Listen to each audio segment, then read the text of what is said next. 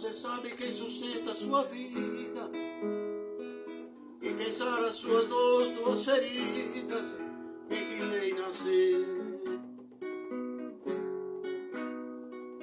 Quem tem dado a sua santa atenção quando dobra o teu joelho em oração pra te socorrer.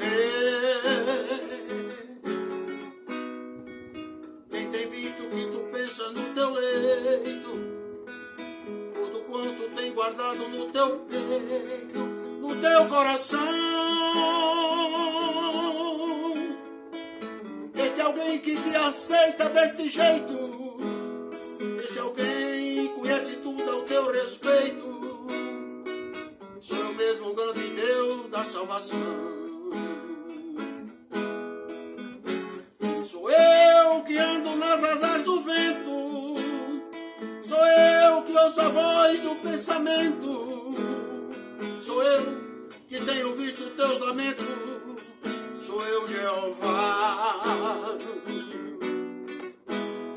Sou eu o grande autor da natureza, sou eu que ponho o pão na tua mesa, sou eu o dono de toda a riqueza, sou eu,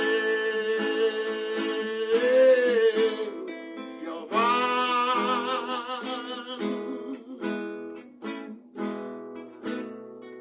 Sabe quem te guia no caminho, quem na vida nunca te deixou sozinho, quem te faz feliz,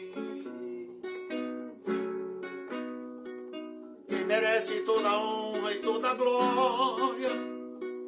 Quando teve que morrer pela vitória, ele mesmo quis. Sabe quem te livra do perigo, quem inibe a grande força do inimigo pra não te vencer. Sou eu mesmo o grande Deus da providência. Se você pode sentir minha presença, sabe que sou eu que falo com você.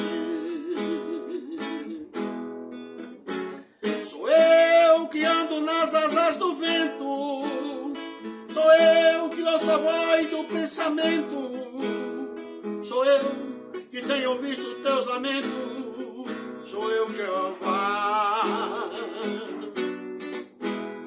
Sou eu o grande autor da natureza, sou eu que ponho o pão na tua mesa, sou eu o dono de toda a riqueza, sou eu.